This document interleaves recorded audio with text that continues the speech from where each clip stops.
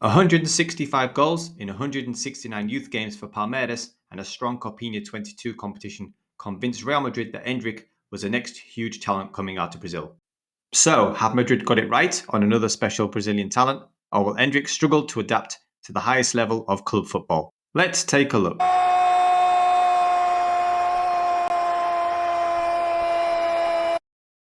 Since his transfer confirmation to Madrid at the end of 22, Endrick became a regular substitute in Palmeiras' first team, and a lot of time was spent on his tactical adjustments. By late 2023, he'd become a key figure for Palmeiras, helping to supercharge their title run and lift the Brasileiro Campeonato, while showing great goal-scoring prowess too. Clearly a talented attacking asset, Endrick has been adding an edge and personality to his game, especially as he has so much attention around him at such a tender age. So what can Real Madrid fans expect? And how has Endrick been developing prior to his Real Madrid career? Parede, bola para o Otero, rouba por baixo Marcos Rocha para esticada no Endrick, deu no Flaco Lopes. Endrick rose through the ranks at Palmeiras typically as a centre forward, and you can see that through his goal poaching ways. However, he has started to adapt his game where he comes in off the right hand side, using his left foot to be direct towards goal, also dropping into spaces to pick up the ball and get involved in the build-up and the final third play. He does typically pick up the ball outside the area where he likes to drive at the defenders or take a long-range strike towards goal. So whether Endrick picks up the ball on the right-hand side or centrally, he has a very good sense of direction of where the goal is, and that's his aim when he receives the ball. Endrick já disparou, olha o tapa do Lázaro pro Endrick, invadiu a grande área, pintou a chance, Michel. Slightly below average height, Endrick doesn't allow that to deter him as he uses his force and his strength to be able to power past defenders in short spaces. His compact frame and thick thighs allow him to burst away from static situations, whether it's to get in behind the defenders or whether it's to just burst between 2 or 3 players into space and break lines. He is very effective in this way, and his athleticism allows him to really compete with players much bigger and much more. And he's also not afraid to get physical.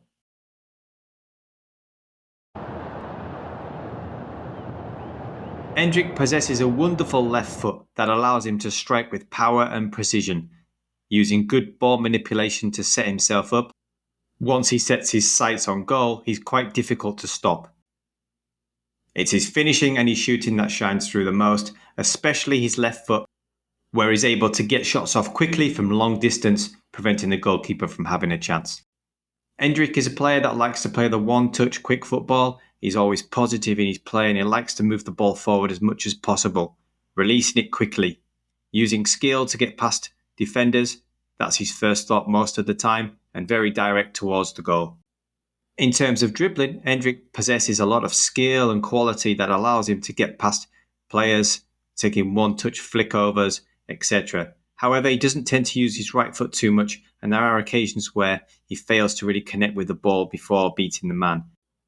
Capable of quick interchanges, here you'll see an example of him making a 1-2 with Stevão on the right-hand side to get in behind the defence, and here a quick flick on for his teammate to receive.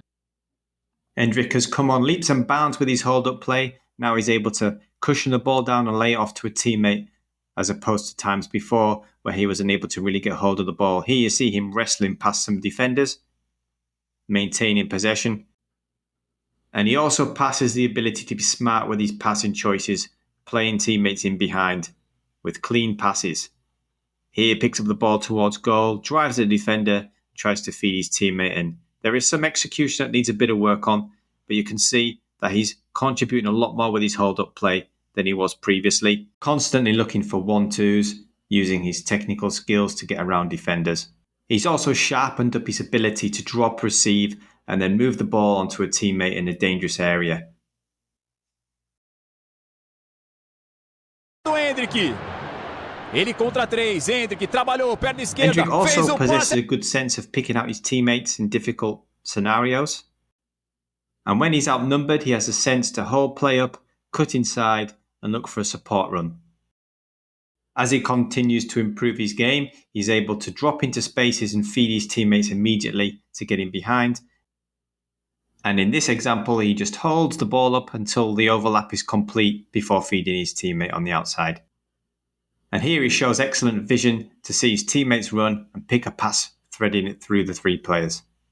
Another aspect is his anticipation. He anticipates the moment that the opposition will lose the ball, and then he gets in behind and finishes up on the follow-up.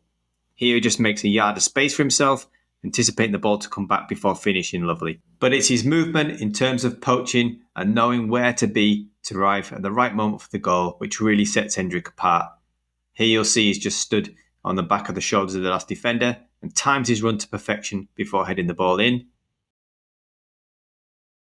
Para Flaco Lopes e escorou para trás, Endrick tá na cara para fazer! It's this movement in and around goal that makes him so special. You can see he's just waiting for the defender to commit, but he stays at the back post waiting for it. Here he comes in off the right hand side, gets in between the 2 defenders and waits for the moment to poach. Another example here is he just drifts to the left, picks up on the scraps, and he just peels off the defender here to the left and heads in another goal.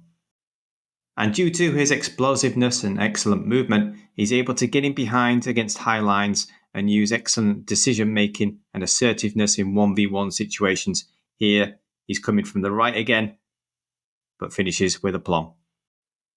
But his ability to finish from long distance and on the edge of the penalty area makes him a deadly asset for Real Madrid.